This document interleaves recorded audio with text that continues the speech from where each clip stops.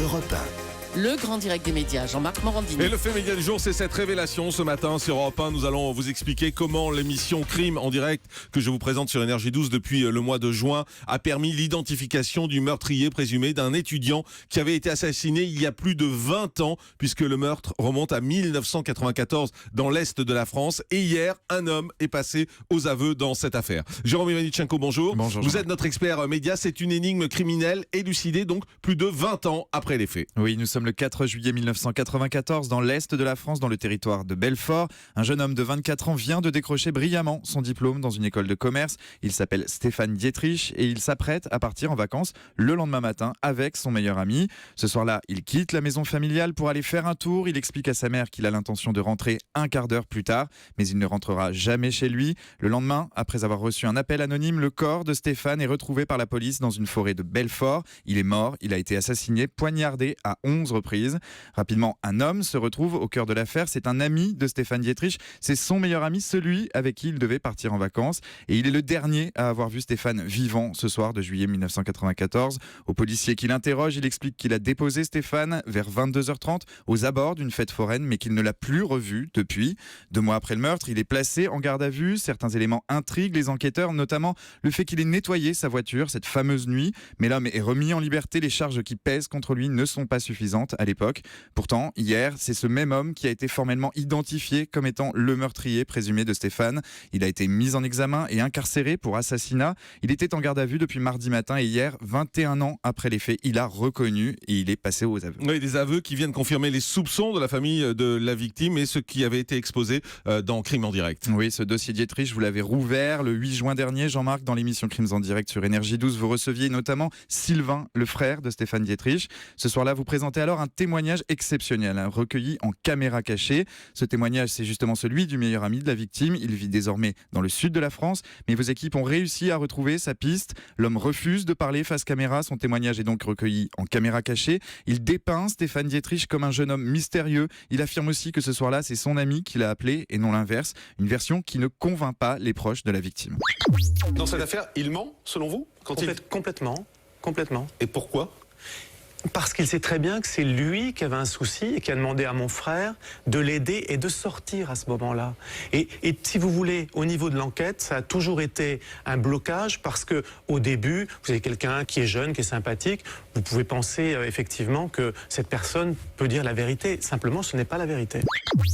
Alors pour Sylvain, le frère de Stéphane Dietrich, le meilleur ami ment et ce témoignage recueilli en caméra cachée va permettre de rouvrir l'enquête qui n'avançait pas jusque-là. Effectivement, nous sommes en direct avec Lucille Martin, qui est la rédactrice en chef de l'émission Crime en direct. Bonjour Lucille. Bonjour. Merci d'être en direct avec nous ce matin sur Europe 1. Et c'est vrai qu'à partir en particulier de cette caméra cachée, la police a pu continuer à enquêter sur ce dossier. Oui, voilà. En fait, la police enquêtait déjà depuis 2 ans, mais ça n'avançait pas vraiment. Et en fait, cette caméra cachée a un petit peu tout bousculé parce que c'était la première fois, si vous voulez, que le suspect parlait sur cette affaire. Et puis, effectivement, il s'est un petit peu embrouillé face à moi, quoi. Il a été très surpris, en fait, de se retrouver face à une journaliste. Ça avait jamais été le cas. On a retrouvé sa trace, effectivement, dans le sud de la France.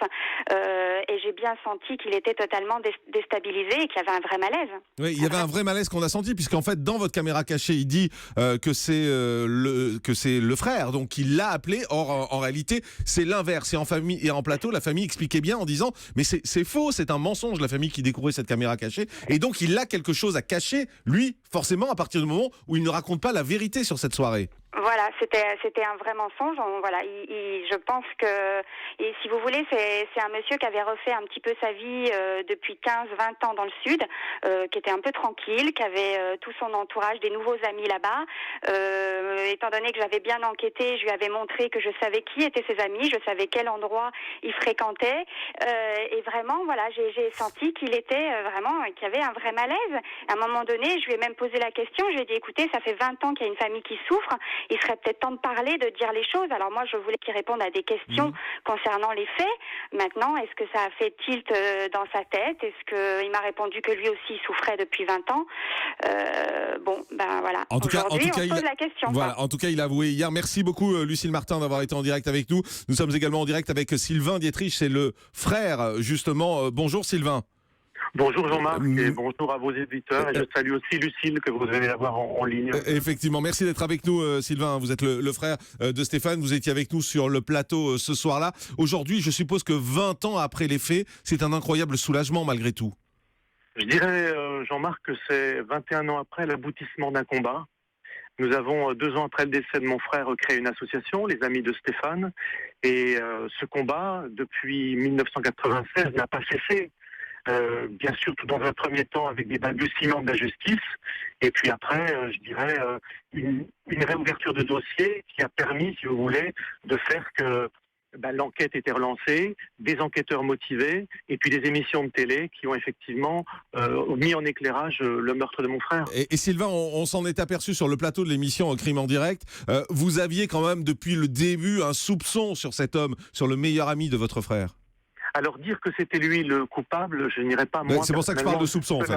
Voilà, c'était surtout, mais à 10 000%, Jean-Marc, c'était de savoir que lui mentait sur la soirée. Ouais. Parce que tout simplement, on rappelle juste le système de quand on sortait. Vous savez, ce qu'il n'a pas maîtrisé dans ses propos et qui est passé par les premiers enquêteurs à ce moment-là, c'était le fait que mon frère serait sorti un quart d'heure, comme il le disait, mais si c'était plus long, aurait pris une clé pour que mes parents puissent se coucher, et puis ce serait vêtu différemment puisqu'il pleuvait ce soir-là. Sylvain, dernière question, est-ce que les enquêteurs vous ont dit quels étaient les motifs de ce meurtre? Parce qu'on ne comprend pas malgré tout. Pour l'instant, je n'ai pas l'information précise, mais vous savez, Jean-Marc, je vais être très très prudent de mon côté, parce que je dirais que quand on ment à une famille, à des enquêteurs, et qu'on manipule les gens pendant 21 ans, on peut dire tout et n'importe quoi sur une motivation. Donc là, je peux vous dire que mot pour mot, ce qui va être dit, je vais suivre ça avec beaucoup d'intérêt. Merci beaucoup Sylvain Dietrich. Merci à vous Jean-Marc. Merci d'avoir été en direct avec nous ce matin sur Europe 1. Voilà ce qu'on pouvait vous dire donc sur cette affaire qui est donc sur le point d'être résolue, puisqu'en tout cas l'homme a avoué, donc on peut penser qu'a priori c'est lui, même s'il y aura un jugement derrière cet homme qui a avoué ce meurtre d'un étudiant qui a été assassiné en 1994 dans l'Est de la France. On avait réouvert ce dossier dans la première de Crime en direct au mois de juin dernier. Félicitations à toutes les équipes de Crime en direct et à Lucille Martin en particulier qui avait retrouvé cet homme dans le sud de la France alors qu'il avait disparu et qui avait réussi à le faire parler en caméra cachée.